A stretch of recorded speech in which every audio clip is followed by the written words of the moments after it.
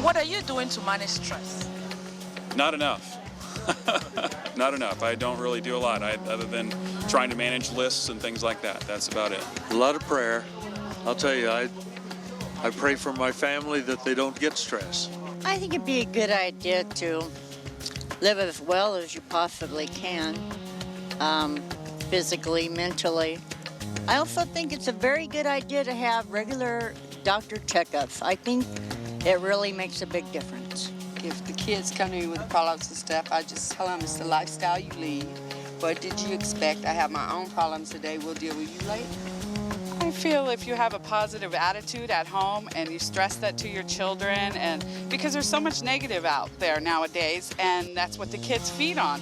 But as long as they're willing to talk to you and you're willing to talk to them, you have the positive attitude at home, you're going to have a positive, healthy life. Today is all about lifestyle practices that can help you to manage stress and prevent diseases. Stay tuned.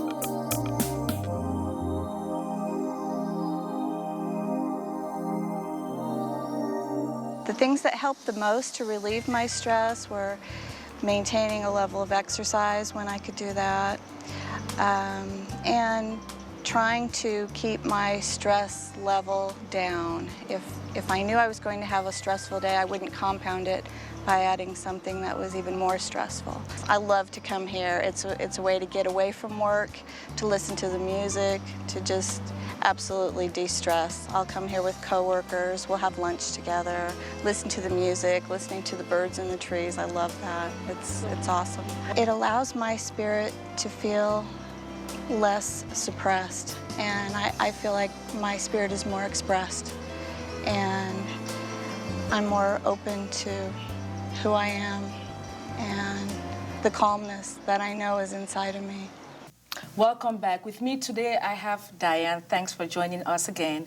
Dr. Covington. Yes. And Sherry King. And we're talking about mind, body, spirit lifestyle practices to help us to manage stress and prevent diseases. And I was watching your video. You talked about how you go to this garden. You can connect to your spirit. Tell me more about that. What are you feeling during that period? Well, I would consider myself to be a pretty spiritual person, and in fact, I think that's the most important part of who I am. And in the hubbub of the day, sometimes that's what's getting lost, and when I can reconnect there, I just feel like I become more of myself again. So that really helps you on a daily basis to manage your stress and hopefully manage your fibromyalgia. Now, Sherry, you work with patients who experience chronic pain all the time. So tell me what is helping them to manage stress. Oh my goodness. We really see in the hospital, there are many patients who come back over and over for their disease processes. And for many of them, we can see that it's a lifetime of not managing their stress. Right. And managing the things that deplete them. It can affect every body system, as we know. And having a lifetime of no stress management really ages the body quickly. So how do you help them to manage stress? What I do is I ask them questions about their life and try to help them possibly see what's important to them. For many of them, like what Diane was talking about, prayer and their connection to the Supreme Being. And so sometimes it's a matter of praying and then teaching them relaxation techniques, talking to them about how they spend their time once they are well and to keep ahead of it. Sometimes nutrition, sometimes just putting it all in perspective. Coming up. Now, Dr. Covington, let's talk about what she described, going to this place where she connects with her spirit. What is going on in the mind during that period? Then later, what happens then in visualization is we can do the same thing, whether we're there, remember the unconscious doesn't know the difference, whether we're there or imaging it. Right. And we can fire up that part of our brain that brings on the relaxation response and then wire our brain. We get better and better and better at it. This garden is actually called Reflection Point. I love to come here. It's a way to get away from work, to listen to the music, to just absolutely de-stress. I'll come here with coworkers, we'll have lunch together, listen to the music, listening to the birds in the trees. I love that. It allows my spirit to feel less suppressed, and I feel like my spirit is more expressed, and I'm more open to who I am and the calmness that I know is inside of me. Patients, families, and staff have a beautiful place to come and sit down, debrief during their day, regroup, and have some time to have healing. There are some beautiful flowers. There are inspirational biblical phrases at certain points throughout the garden, hence the name Reflection Point. There are different points that you can stop at. Now, Dr. Covington, let's talk about what she described, going to this place where she connects with her spirit. What is going on in the mind during that period? Well, basically, by the time we're an adult, we have about 100 billion neuronal connections. And when she's in that garden and she's taking in the sounds and the beauty of that garden, she's actually firing up a part of her brain that creates that parasympathetic or relaxation response. Right. And every time she fires it, she rewires her brain around that. And so what happens then in visualization is we can do the same thing, whether we're there, remember the unconscious doesn't know the difference, whether we're there or imaging it. Right. And we can fire up that part of our brain that brings on the relaxation response and then wire our brain. We get better and better and better at it. So it helps to do it regularly so your brain can connect Yes. to that activity. Yes, so because every time you do it, you're firing up and then you're wiring the brain around that. Absolutely. Now, Sherry, you work with patients with chronic pain. You are a registered nurse, really high-stressed job, being a nurse myself. How do you manage stress yourself? Actually, we have you on video telling us how you manage stress. So let's take a look at that video. This is a garden where my colleagues come to help alleviate their stress throughout the day. We really realize the value of coming out either by ourselves to spend some time to reflect and let the stress leave our bodies and our minds, and also to come out with a friend and to talk about how our day is going and reconnect either with ourselves or with that person to help rid of that stress, rejuvenate us so that we can go forward for our day and be the best healers that we can be for our patients and for each other. Welcome back. Today we're talking about lifestyle practices that can help you to manage stress and prevent diseases. And we were watching a video of Sherry telling us about how she manages stress. And tell me, what do you draw from your personal experience managing stress? How does that help you to help your patients to manage stress? Oh, my goodness. Well, again, it's about balance. It's about finding time to do the things that you love to do that bring out the spirit, as Diane said, within yourself. So one of the things that we talk about a lot at work is taking into consideration that the work will always be there. Yes. Sometimes we think we can get ahead, we can take off some of the load for tomorrow by working extra today. But as many of us have found out over time, working extra every day only creates a pattern of working extra every day. There's no time to rejuvenate. Absolutely, you know? right. So we're really good about reminding each other the work will always be there, but the time that you took away from your personal life, from your own fitness, from your family, and doing the things you love will be gone forever if you don't use it now. Absolutely. And that definitely has an impact on your mental and emotional and spiritual health. Right. That's your physical well-being. Right. Yeah, the garden that you guys have over there is beautiful, but not everyone has access to that. So, Dr. Covington, tell us some things that people can do at home on a daily basis. Maybe all they have is a couple of minutes to recuperate from taking care of the family. What can they do so they can activate the good stress hormones and so they can slow down the high levels of cortisol? What can they do? Ruth.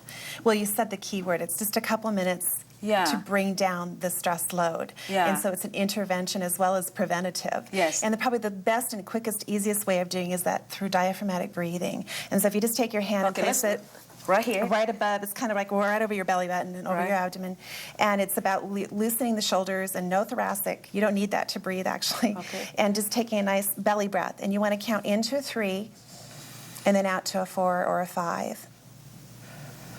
And this is where we say 3 minutes of practice of this a day as you're not stressed, as you practice. And then once you're good at getting a skill, which can be within days, then you can apply it. It takes 60 seconds to apply it. And within 6 seconds, you will bring yourself from that high stress level and you will start intervening and bringing yourself down to that more rebound or recovery stage Right. where you can get to baseline. Right. What about other things such as if you start to feel this negative or stressful thoughts coming at you, you can work at changing your thinking pattern right It's away. hard to do sometimes to change it. That's why sometimes changing the physiology, and while you're changing the physiology, you can change the thinking around it. And it's stinking thinking is what we call that. Right. And you can absolutely just know that whatever's going to happen, to talk to yourself about you're going to make it through and it's going to be okay. It's going to eventually be okay. And just to kind of do self-soothing talking in your head. Self-talk is an incredibly powerful thing because it starts up all those chemical processes immediately. And then you can, again, fire up that part of your brain and wire around it. So, Diane, what do you have to say about all of this? I feel like I'm getting so many more tools to manage my stress. I would like to go home and give my dog a walk. And I just, nobody's going to do it for me. You know, I'm going to have to take control and take all the tools that I've learned and make a difference. And prayer, that is so powerful. People said that in the video, and people can take a quick, even if it's 10 seconds, to pray, and that will also help to calm down the stress hormones, right? Absolutely. It's whenever we can take responsibility either through knowledge or through activation and prayer. Time management, organization, and saying no, that's important, and connecting to your spirit, having a belief system. Okay, well, I thank all of you for coming here today. Let's take a quick break. When we come back, we will talk with Dr. Ree. Stay tuned. Coming up. So, Dr. Ree, let's talk about some practical tips and help us to better understand what is going on in the body as we practice these stress-relieving techniques. Then later. Ready? Everybody? Let's go. Oh, you gotta laugh, even if you're forced laughter. Do you think eating junk foods, French fries, hamburgers, has any relationship with stress? Actually, the junk food tends to relieve my stress, and Loma Linda doesn't eat meat at all. It's relaxing. We're away from the office. We're away from everyone who's insisting we want, we gotta have. We're away from doctors giving us orders, and we're able to just sit here and be ourselves and talk about anything we want because we have to, watch what we say in the office. So. And you? I think it's actually a comfort food. You're away from the office. It's not that far away. You could walk and get fresh air and sun, and it's actually just a nice atmosphere, and it's comfort food. But overall, though, do you think there is any relationship between diet, what we eat, and stress? It's obvious it's unhealthy. There's so many reports out there saying it's unhealthy. This is probably like 1,000,000 calories. But we get to a point where we don't really care because we just got to get out of the office. We got to be ourselves for just a half an hour to an hour, whatever we were allowed. We work it off. We're in the office and we work off whatever we eat here within the hour. Right. They're on the floor. They're helping the patients. Mind you, most restaurants have it to where they give you the dietary guidelines. So you can kind of pick and choose as far as, okay, let's have a hamburger today with, let's say, no bread, just the lettuce. So you're cutting in the same sense. I feel that maybe if you have fast food, you could still exercise it by walking it. I don't think it really contributes to stress. A lot of other things happen with stress in your life. With depression and tiredness and everything. So I don't necessarily think it's a fast food the whole time. Now, you were saying something about depression and stress. Tell me more about that. Well, depression and stress are mainly related because if you are depressed, then it depends on how you take your depression on. Some people either sleep too much, they won't sleep at all, or some people will substitute it with food. So, versus stress, that could be more relation to family life, lifestyle changes, or even your job. So, All depends. It still relaxes you, though. It does. It's relaxing. You know, we're among our friends. If there is a stressful moment in our lives, I mean, we have someone to talk to. You know, we can't discuss our personal lives in the office. Spiritual practices can prevent the majority of chronic diseases. Sure. Yet, in my experience, a lot of healthcare providers are still reluctant to incorporate patient spiritual practices. A lot of times when we talk about spirituality, there is some religious connotation. If you actually undergo praying activities, it actually calms down and releases all the feel-good hormones as opposed to stress hormones. Welcome back. We continue our discussion. Today with me is Dr. Reed. Thanks for coming back. Joanne, thank you for coming back. And Leon McKnight. So we are talking about some practical tips, practical ways to help you to manage stress and prevent diseases. So on the previous show, we learned that, Joanne, unfortunately, due to uncontrolled stress, you developed high blood pressure and depression. And Leon, you also ended up with high blood pressure. So today, we will talk about some things that you at home can do to prevent this from happening to you. So Dr. Reed, let's talk about some practical tips and help us to better understand what is going on in the body as we practice these stress relieving techniques. Okay. I have 8 quick tips, and you don't have to use all of them at the same time, but you can use 1 or 2 of them a day. Okay, so you have it's a buffet of stress reducers. Buffet, I like that. Okay. And it's called New Start. And everybody knows the word new start, right? This is a new start of life. Yes, okay, yes.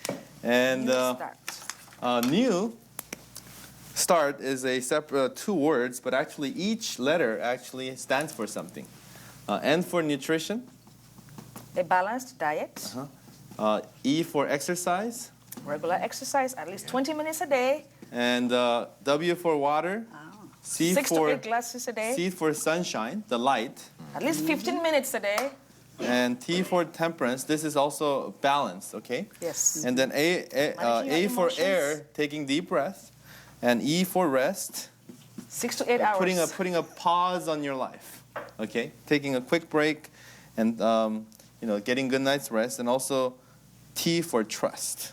These are the eight things that you can do on a regular basis. You can choose one or the other or all of them. Now, nutrition. What do you want to choose in nutrition? I'd like you to choose food that has high antioxidants, and these are vegetables and fruits. Yes. And all the colors in the fruits and vegetables actually are antioxidants that will reduce your heart disease, that will reduce your cancer rates. Yes. So, namely, I love blueberries. Strawberries. All the berries are strong antioxidant food. Yes. Broccoli. Broccoli. And also in the category of nutrition, you have all kinds of different vegetables as well. Now, the fresher, the better. Yep. If you cook them all the way, you may lose them. Yep. Now, quickly going on to the next one, exercising. Exercising at least 20 to 30 minutes a day. Yep. Now, I recommend 10,000 steps. Oh. And that's actually, you can do that with pedometer, and you can actually count how many steps you're walking throughout the day. And this is a physical exercise, but I will actually give you another tip that has to do with exercise that you can do sitting down. And how do you do that? If you laugh for 15 seconds, that is the equivalent to 10 minutes of cardiovascular exercise. Oh my gosh, so we're gonna practice that for 10 seconds, 15 seconds, okay? Ready? Everybody, let's go. Coming up. And when you exercise, you actually make 2 medications. One medication is adiponectin. Adiponectin? Adiponectin is a natural diabetic medication your fat cell produces when you exercise. I have type 2 diabetes, and I've had that for probably 30 years. I've had diabetes since 1995. I have watched all of the Bad Sugar series. I have had diabetes since 1998. I've watched the TV series Bad Sugar. I'm a type 1 diabetic, and it's taught me how I can expand my lifestyle. It's taught me spiritually how to monitor my stress. It's taught me how, when I have an onset, how to calm myself down, my nutrition, how to exercise, and how I can fulfill my life without looking over my shoulder. They clarified everything what the doctor was saying, but at a more slower pace, and to me, a very understanding pace to understand diabetes. One thing I loved about it, it was pointing out, all of our new technologies and how the new, where we think one way that we're advancing in our technology, however, it's causing more stress if we don't monitor it. Oh, I thought I knew, but I didn't.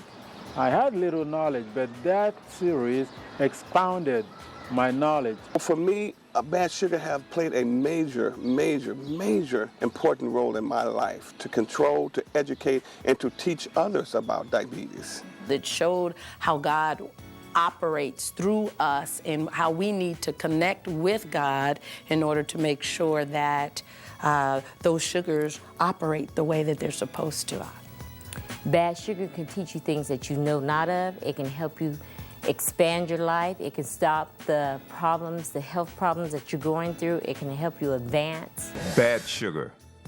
There was things out there that I didn't know, and since I watched Bad Sugar, it's given me a lot of information that will help me further out.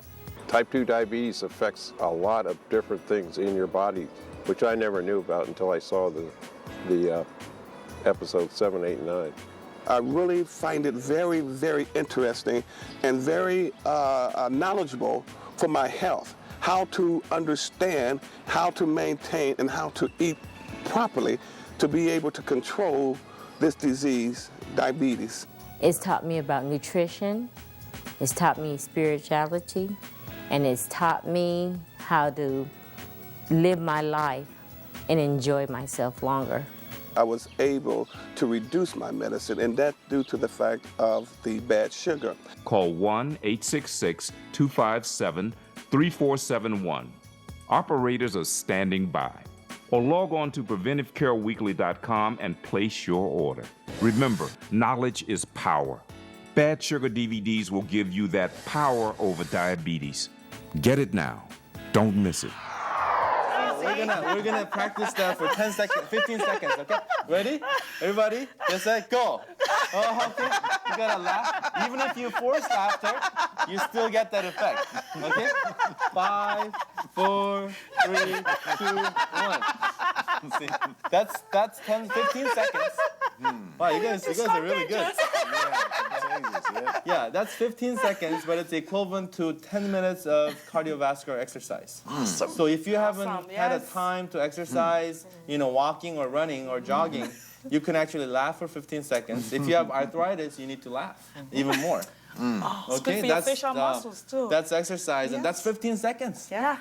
And so if you laugh for 30 seconds, that's equivalent to about 20 minutes of cardiovascular exercise when it comes to brain chemistry. Yes. And water, if you drink water, you actually have dopamine that's being produced in your brain, so you actually have that pleasure effect. There you go. And you don't have to eat junk food to feel pleasure. Absolutely. Okay, so that's actually 8 cups of water. And if you drink at least 6 cups of water, Harvard study shows that you reduce the chance of bladder cancer by 51%. Wow. Better than other fruit juices. So water as a tumor killing agent. Okay? Sunshine. If you actually expose yourself 15 minutes a day, that gives you enough vitamin D production. Yes. If you expose yourself 45 minutes a day, that gives you enough serotonin production. Happy hormone. So you have the vitamin D, and you have the serotonin. So here's your natural antidepressant. Now, if you don't exceed the 45 minutes to an hour, you're not gonna get skin cancer. So don't worry about skin cancer if you're exposing yourself under 1 hour. And sun exposure actually is the biggest effect is through your eyes. It's because your eyes are windows to your body. Yep. And so once you get your light into your eyes, through your eyes, you actually produce the serotonin. You don't necessarily have to expose yourself. Got it. Okay? If you expose yourself, it's good for the vitamin D production, but that's only for 15 minutes. So if you have risk of skin cancer, then you can actually cover yourself up, but make sure you have eyes open and you can still get that exposure. Temperance, this has to do with balance, doing everything in moderation. Don't do it in excess. Not too much. Okay, this is the balance. And then taking a deep breath, or breathing in fresh air. So let's take a deep breath. Okay, for maybe even 15 seconds as you're laughing, and there you go. Absolutely. So that's your air. Right. And then rest has to do with sleeping as well as pausing. Yeah. So take a moment to pause every day. So whether it's 3 minutes or 2 minutes, but every time you're laughing and taking a deep breath, you're actually making a pause. Yep. So that's how you can actually restore your body. And finally, it's the trust factor. It's trusting each other and having a trusting relationship with your form of higher power. And this we'll talk about on the next segment. Yes. So these are simple 8 tips that you can use. Very easy. You don't need money. You don't need to, you don't need to go on a vacation. Yes, You can do it. You can do this right in your front yard. Yes. It's Okay. free of charge. And when you exercise, you actually make 2 medications. One medication is adiponectin. Adiponectin? Adiponectin is a natural diabetic medication your fat cell produces when you exercise. Did you know that? This was recently published. I haven't heard that. Yeah. It's a brand new study? Yeah, brand new study.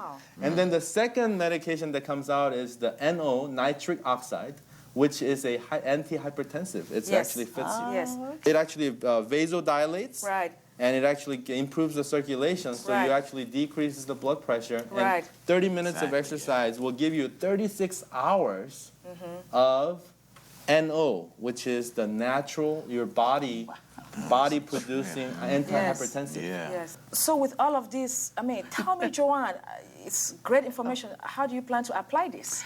Well, I already eat a lot of fruits and vegetables. Very good. I succumb to being a carnivore too, but I do like a lot of fruits and vegetables. The exercise, I'm not real comfortable with, but I can work that into. Now, when you can't exercise because of your joints, exactly, you can laugh. That's why I told you. Oh, and that comes quite easily to me. 15 seconds of laughter.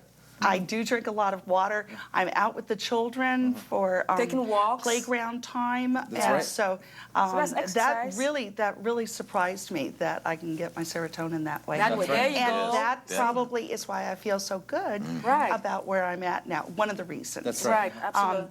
I need to work on rest, and I have a very trusting relationship with my higher power and my family. That's Very good.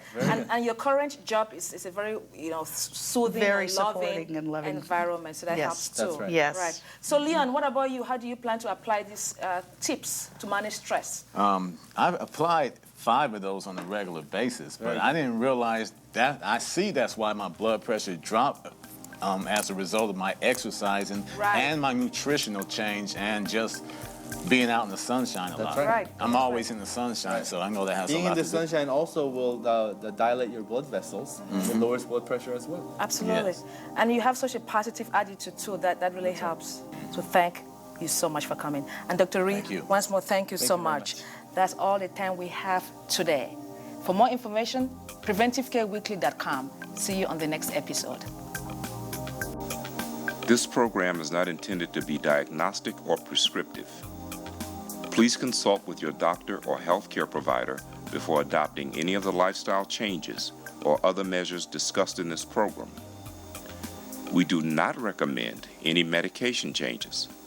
Rather, patients should seek medical advice from their doctors or healthcare providers.